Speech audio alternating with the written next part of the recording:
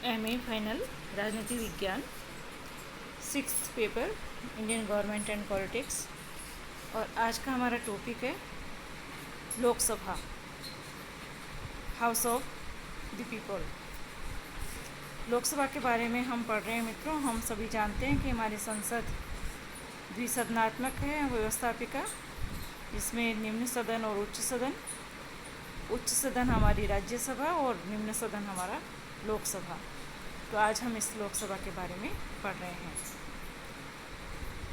संघीय संसद के निम्न सदन या लोकप्रिय सदन को हम लोकसभा के नाम से जानते हैं। और लोकसभा की सदस्य संख्या हमेशा परिवर्तित होती रही है। संविधान में उपबंध है कि लोकसभा की सदस्य संख्या 530 राज्यों से चुने जाते हैं, 20 केंद्र शासित प्रदेशों से चुने जाते हैं और 2 सदस्य जो हैं आंग्ल भारतीय समुदाय को प्रतिनिधित्व देने के लिए राष्ट्रपति द्वारा मनोनीत किए जा सकते हैं। इस प्रकार अधिकतम सदस्य संख्या जो है 552 हो सकती है, ऐसी संविधान में परिकल्पना की गई है। लोकसभा के सदस्यों का जो चुनाव है वो प्रत्यक्ष रूप से जनता द्वारा होता है। भारत में हमारे 18 वर्ष की आयु प्राप्त व्यक्ति को वयस्क माना जाता है और सभी निर्वाचन क्षेत्र एकल सदस्य होते हैं। एक ही चुना जाता है व्यक्ति, जो है बहुमत प्राप्त एक व्यक्ति चुना जाता है। और ये जो निर्वाचन क्षेत्र होते हैं ये इस प्रकार निर्धारित किए जाते हैं कि लोकसभा का एक सदस्य कम से कम 5 लाख जनसंख्या का प्रतिनिधित्व करे। इसी प्रकार क्या है कि जो अनुसूचित जाति और जनजाति है उनके लिए भी स्थान इसमें आरक्षित किए जाते हैं। इसके साथ साथ कुछ योग्यताएं निर्धारित की गई हैं संविधान के द्वारा कि कौन व्यक्ति इसमें उम्मीदवार के रूप में खड़ा हो सकता है, लोकसभा का सदस्य बन सकता है। तो योग्यता में आता है, पहला वो भारत का नागरिक हो और दूसरी योग्यता है उसकी उम्र 25 वर्ष या उससे अधिक हो। तीसरी योग्यता भारत सरकार अथवा किसी राज्य सरकार के अंतर्गत वह कोई लाभ का पद धारण न किए हुए हो। और चौथी योग्यता है वह किसी न्यायालय द्वारा पागल न ठहराया गया हो तथा पागल न हो। इसके अलावा भी क्या है कि समय समय पर संसद जो है वो योग्यताएं निर्धारित कर सकती है। तो संविधान के द्वारा संसद को जो अधिकार दिया गया उसके अंतर्गत संसद ने 1951 में एक जनप्रतिनिधित्व अधिनियम पास करके संसद के सदस्यों के लिए कुछ और योग्यताएं निश्चित की थी। तो ये जो और योग्यताएं होती है, जैसे कि SC ST के लिए जो स्थान सुरक्षित है तो वो उम्मीदवार भी वहाँ SC ST का ही खड़ा हो सकता है। और असम में जो स्थान जनजातियों के लिए सुरक्षित है तो उम्मीदवार के बनने के लिए उसी जनजाति का होना आवश्यक होता है। कुछ अन्य योग्यताएं हैं, जैसे अपराध जिसने किया हो तो ऐसा व्यक्ति जो अपराध कर चुका हो, दोषी सिद्ध हो चुका हो, तो उसे 2 वर्ष की यदि 2 वर्ष से अधिक की सज़ा न हुई हो तो जेल से छूटे हुए यदि 5 वर्ष हो गए हैं, अधिकतम 2 वर्ष की सज़ा तक, और छूटने के बाद यदि उसे 5 वर्ष हो गए हैं तो वो उम्मीदवार बन सकता है। इसके साथ ही साथ उसे यदि बेईमानी या राजद्रोह के कारण सरकारी नौकरी से निकाला गया है तो वो उम्मीदवार 5 वर्ष बाद ही ऐसे व्यक्ति को जिसको ऐसा बेईमानी या राजद्रोह के कारण सरकारी नौकरी से निकाल दिया गया है तो अपराध के 5 वर्ष बाद ही वो सदस्यता के लिए उम्मीदवार हो सकता है। कार्यकाल की बात करें हम लोकसभा के कार्यकाल की। लोकसभा का कार्यकाल जैसे कि हम सभी जानते हैं 5 वर्ष का किया गया है, लेकिन क्या है 42वें संविधान संशोधन 1976 के द्वारा लोकसभा का कार्यकाल जो है वो बढ़ाया गया है। वो 6 वर्ष किया गया था, पहले 5 वर्ष था। 42वें संविधान संशोधन के द्वारा जो 1976 में हुआ उसके द्वारा इसे 6 वर्ष कर दिया गया। उसके बाद पुनः 44वां 44वां संविधान संशोधन जो 1978 में हुआ, उसके द्वारा पुनः इसे 5 वर्ष कर दिया गया है। और ये एक ऐसा सदन है मित्रों, प्रधानमंत्री के परामर्श के आधार पर राष्ट्रपति के द्वारा लोकसभा को समय से पूर्व भी भंग किया जा सकता है, यानी 5 वर्ष से पूर्व भी इसको भंग किया जा सकता है, इसके चुनाव करवाए जा सकते हैं। अब तक ऐसा कई बार हो गया है। ऐसा हुआ 1970 में, 1977, 1979, 1990, 1997, 1999 और 2004 में, जब लोकसभा को समय से पूर्व भंग किया गया और उसके चुनाव करवाए गए। मान लीजिए देश में संकट काल की घोषणा की गई, अनुच्छेद 352 का प्रयोग किया गया है, तो ऐसे में संकट काल की घोषणा लागू होने पर संसद विधि द्वारा लोकसभा के कार्यकाल में वृद्धि कर सकती है, जो एक बार में 1 वर्ष से अधिक न होगा। यानी उस समय यदि चुनाव नहीं करवाए जा सकते हैं तो 1 वर्ष के लिए कार्यकाल संसद स्वयं बढ़ा सकती है। लोकसभा के अधिवेशन जो है वो राष्ट्रपति द्वारा ही बुलाए जाते हैं और स्थगित किए जाते हैं। इस संबंध में नियम ये है कि लोकसभा की बैठक की अंतिम तिथि और दूसरी बैठक की प्रथम तिथि में 6 माह से अधिक का अंतर नहीं होना चाहिए। तो हम सभी जानते हैं हमारी जो संसद है उसके 3 अधिवेशन हमारे वर्ष भर में होते हैं। जनवरी, फरवरी, मार्च, अप्रैल में हमारा बजट अधिवेशन, उसके बाद हमारा जुलाई, अगस्त, सितंबर के करीब मानसून अधिवेशन और फिर नवंबर, दिसंबर में हमारा शीतकालीन अधिवेशन जो है। तो अधिकतम 6 महीने का अंतर, 6 महीने से अधिक का अंतर नहीं हो सकता है। और गणपूर्ति जो है, कोरम जो है, वो कुल सदस्य संख्या का 10वां भाग है, यानी 1/10 है। ये जो सांसद होते हैं, लोकसभा के सदस्य होते हैं, संसद के सदस्य होते हैं, चाहे राज्यसभा के हो चाहे लोकसभा के हो, उनके कुछ विशेष अधिकार हैं। ये जो विशेष अधिकार हैं वो इस प्रकार से हैं मित्रों।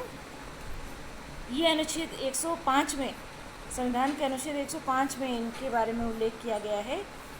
इनका विशेष अधिकार है, नंबर 1, संसद में या उसकी समिति में कई भी किसी बात या दिए गए मत के आधार पर किसी भी न्यायालय की कार्यवाही से इनको उन्मुक्ति मिलती है।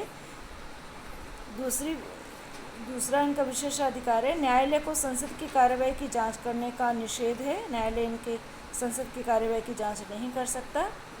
तीसरा विशेष अधिकार है, सभा के सत्र के दौरान तथा उसके 40 दिन पहले और 40 दिन बाद तक दीवानी मामलों में सदस्यों की गिरफ्तारी से उन्मुक्ति है। यानी किसी को दीवानी मामलों में गिरफ्तार करना है, न्यायालय ऐसा आदेश देता है, तो सभा जो है उसके सभा के दौरान, यानी अधिवेशन चल रहा है तब और उसके 40 दिन पहले और 40 दिन बाद तक उसे गिरफ्तार नहीं किया जा सकता, ऐसी उन्मुक्ति है उन्हें।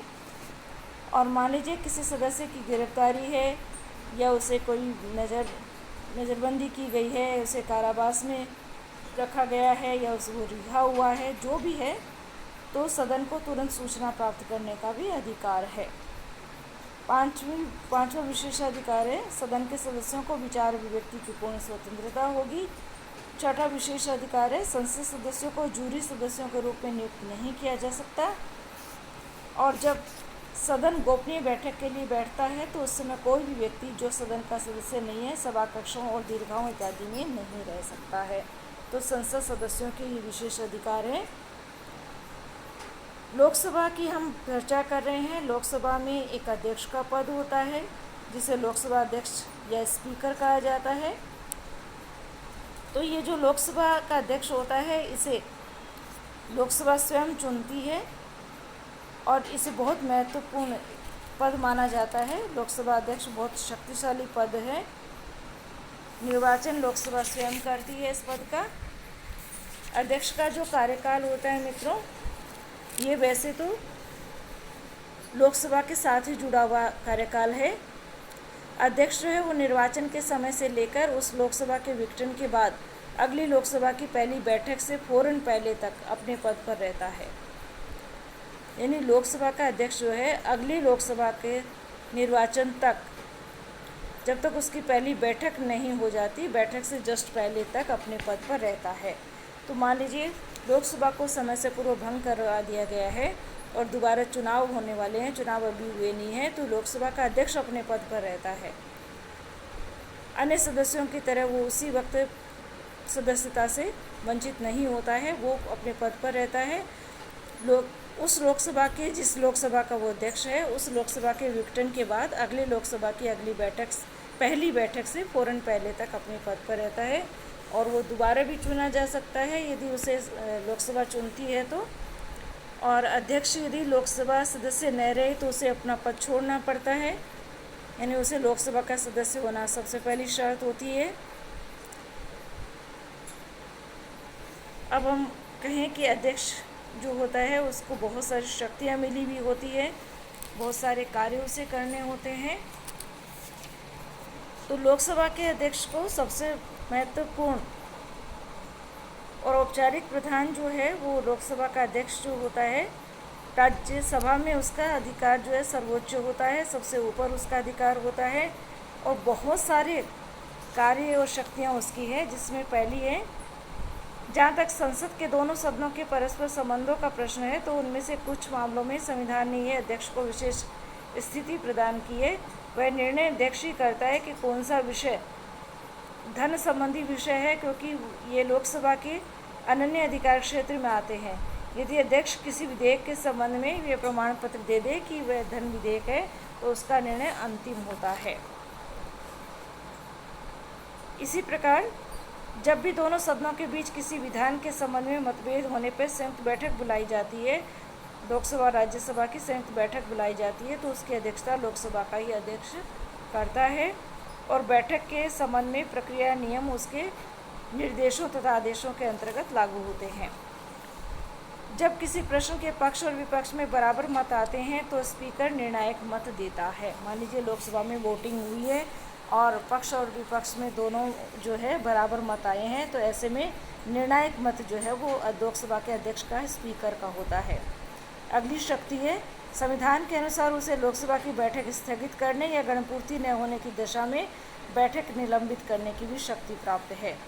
मान लीजिए लोकसभा की बैठक शोर शराबे के कारण नहीं चल पा रही है, हंगामे के कारण नहीं चल पा रही है या और किसी कारण से, तो उसे स्थगित करना होगा, तो ये निर्णय लोकसभा अध्यक्ष लेता है।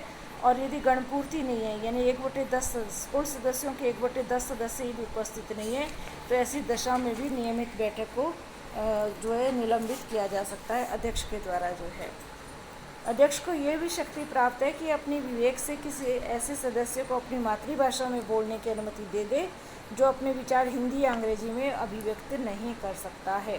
जो हिंदी या अंग्रेजी में नहीं बोल सकता है तो वो अध्यक्ष जो है उसको अनुमति दे सकता है कि वो सदस्य जो अपनी मातृभाषा में बोल सकता है।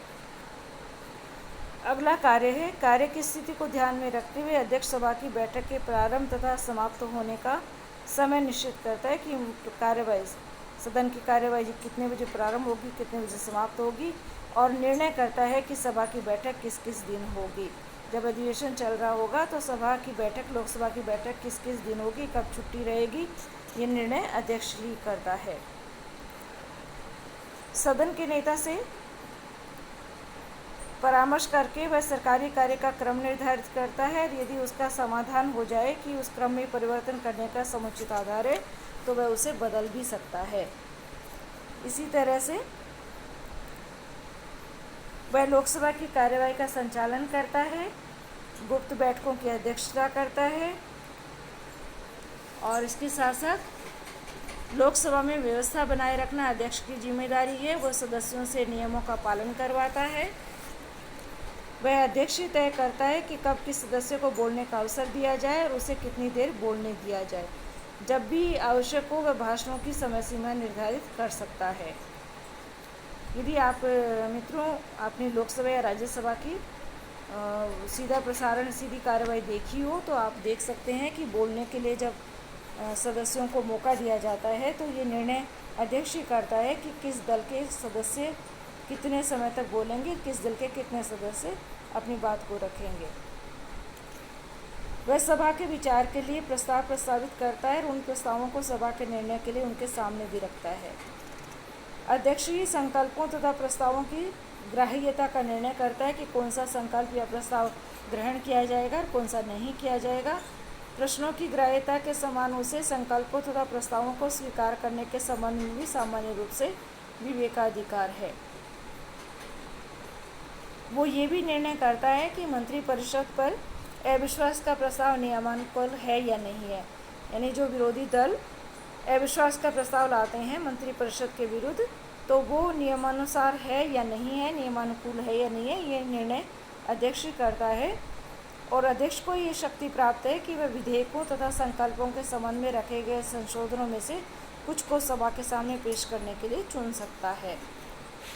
और इसके साथ साथ वह लोकसभा के नेता के परामर्श से, सदन के नेता के परामर्श से बजट विनियोग विधेयक और वित्त विधेयक पर सभा द्वारा विचार के लिए दिन और समय नियत करता है कि किस दिन जो है वित्त विधेयक विनियोग विधेयक पर चर्चा होगी, डिबेट होगा। वह सभी संसदीय समितियों पर अध्यक्ष का सर्वोच्च नियंत्रण है। यानी लोकसभा के द्वारा जो भी संसदीय समितियों का गठन किया जाता है तो उस अध्यक्ष का नियंत्रण रहता है। वह उनके सभापतियों की नियुक्ति करता है, उनके काम के संगठन या उनके द्वारा अपनाई जाने वाली प्रक्रिया के संबंध में निर्देश दे सकता है जो वो आवश्यक समझे। और इसके साथ साथ कुछ लोकसभा की कुछ समितियां हैं, जैसे कार्य मंत्रणा समिति है, सामान्य प्रयोजन समिति है और नियम समिति है। तो ये अध्यक्ष के नेतृत्व में ही काम करती है। अध्यक्ष इनका सभापति होता है, यानी लोकसभा का अध्यक्ष इनका सभापति होता है। बहुत सारे कार्य और शक्तियाँ हैं जो अध्यक्ष को करने होते हैं। अध्यक्ष ही सभा में किसी के निधन होने का निर्देश करता है, जानकारी देता है, और सभा की अवधि समाप्त होने पर विदाई भाषण देता है, और साथ ही राष्ट्रीय और अंतर्राष्ट्रीय महत्वपूर्ण घटनाओं के संबंध में भी औपचारिक अवसरों पर भी भाषण देता है। जब कोई विधेयक संसद द्वारा पारित कर दिया गया है और उस समय सभा में अध्यक्ष होता है तो अध्यक्ष से अपेक्षा की जाती है कि वह उसे राष्ट्रपति की अनुमति प्राप्त करने के लिए भेजने से पहले उस पर हस्ताक्षर करके उसे प्रमाणित करे।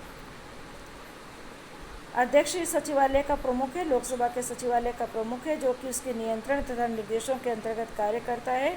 लोकसभा के समस्त कर्मचारियों, उसके परिसर, कैंपस में तथा सुरक्षा के संबंध में अध्यक्ष का अधिकार संपूर्ण है, और लोकसभा के सदस्यों के अधिकारों की रक्षा उसकी जिम्मेदारी है। वह सदस्यों के लिए समुचित सुविधाओं की व्यवस्था करता है। अध्यक्ष की अनुमति के लिए बिना किसी भी सदस्य को सभा के परिसर में न तो गिरफ्तार किया जा सकता है, और लोकसभा के अध्यक्ष को मंत्रियों से पूछे जाने वाले प्रश्नों के संबंध में विभिन्न शक्तियां दी गई है। अध्यक्ष ये फैसला कर सकता है कि किसी प्रश्न का मौखिक के स्थान पर लिखित उत्तर उपयुक्त होगा या नहीं होगा। तो ये बहुत सारे कार्य और शक्तियाँ हैं जो कि अध्यक्ष को करने होते हैं, लोकसभा के अध्यक्ष को करने होते हैं। लोकसभा का एक उपाध्यक्ष भी होता है, उसे भी लोकसभा स्वयं ही निर्वाचित करती है। आज के लिए इतना ही, धन्यवाद।